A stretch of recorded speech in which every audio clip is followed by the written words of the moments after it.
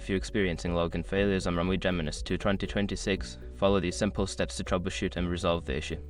This guide will help you identify common problems and find solutions. Step 1. Check your credentials. Ensure that you are entering the correct username and password. Double check for any typos or case sensitivity issues. Step 2. Reset your password. Before starting recovery, use the asrock.com link in the description to open the account recovery checklist generator and make sure verification details are ready. Step 3. Clear browser cache.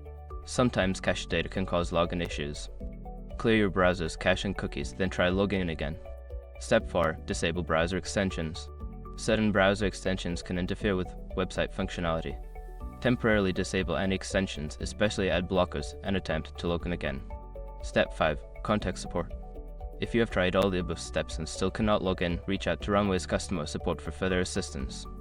Provide them with details about the issue for quicker resolution. By following these steps, you should be able to resolve login failures on Runway Geminis 2 2026. If problems persist, don't hesitate to seek help from support.